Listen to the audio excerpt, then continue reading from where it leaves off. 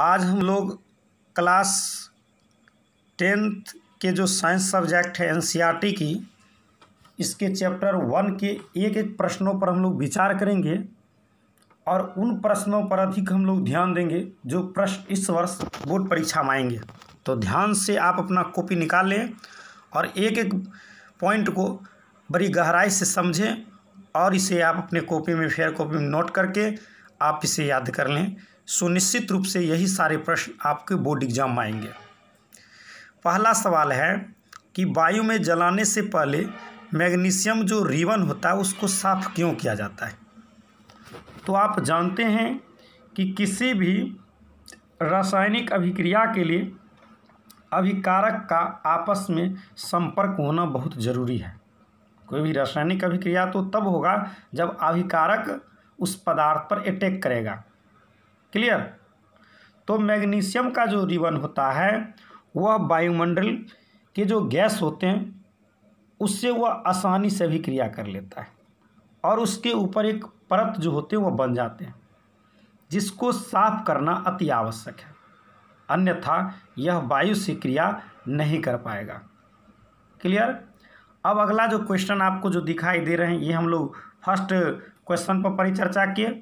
अब अगला जो सवाल हम आपको देखेंगे वह है कि समीकरण आपको रासायनिक अभिक्रिया के रूप में दिया गया, उसको समीकरण के रूप में लिखना है, इसीलिए गौर से आप समझने की कोशिश करेंगे।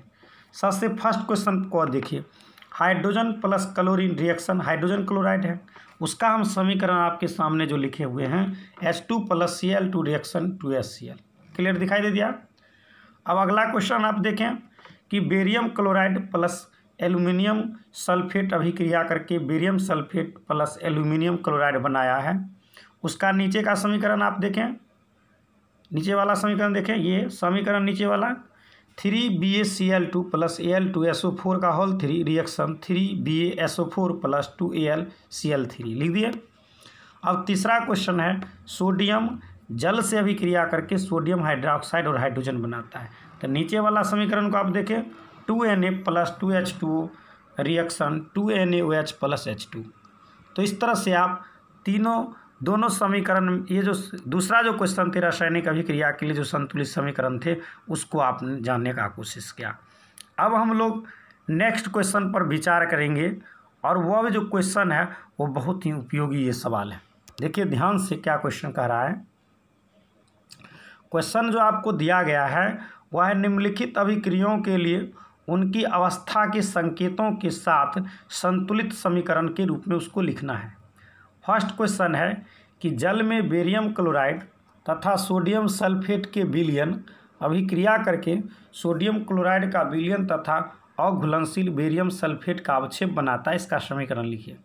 देखिए हम आपको नीचे दिखा रहे हैं, यहाँ पर हमने समीकरण लिखा BaCl2 + Na2SO4 reaction 2NaCl + BaSO4। Clear. उसके बाद दूसरा जो क्वेश्चन आपको यहाँ पर दिखाई दे रहा है वह है सोडियम हाइड्रोक्साइड का विलयन हाइड्रोक्लोरिक अम्ल के विलयन से अभिक्रिया करके सोडियम क्लोराइड का विलयन तथा जल बनाता है, उसका समीकरण लिखिए। तो नीचे उसका समीकरण आपको दिखाई दे रहे हैं NaOH + HCl reaction NaCl + H2O। अब आप देख लिए, अब जो एक सवाल आपको हैं यह आपको बहुत ही इम्पोर्टेंट और बोर्ड मॉडल सवाल, ये नीचे वाला जो सवाल आपको हैं ये इम्पोर्टेंट है। क्वेश्चन क्या है ध्यान देंगे। क्वेश्चन है कि किसी पदार्थ X के विलयन का उपयोग सफ़ेदी करने के रूप में किया जाता है। तो उस X जो पदार्थ है उसका नाम क्या है और उसका सूत्र क्या है उसको समझिए।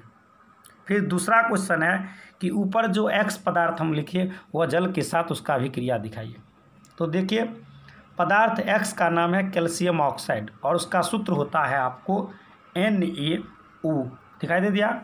अब NaO जो कैल्शियम ऑक्साइड है जिसे कली चूना कहते हैं उसको हम जल के साथ अभिक्रिया करवा दिए तो वह बना कैल्शियम हाइड्रोक्साइड जिसे बुझा हुआ चूना कहते हैं। यह प्रश्न इम्पोर्टेंट है। अब अगला सवाल आप देखिए ध्यान से, अगला प्रश्न पर हम बातचीत करेंगे। अगला प्रश्न है कि क्रियाकलाप 1.7 में एक परखनली में एकत्रित गैस की मात्रा दूसरी से 2 गुनी क्यों है, उस गैस का नाम बताइए। तो देखिए जल में जब हम लोग विद्युत धारा प्रवाहित करते तो हाइड्रोजन ऑक्सीजन बदलने का कार्य करता है। तो उपरोक्त समीकरण से स्पष्ट होता है कि हाइड्रोजन की मात्रा जो है वह ऑक्सीजन से दोगुनी है, अतः यह गैस हाइड्रोजन ही है। इस एक्सपेरिमेंट से हमको पता चला।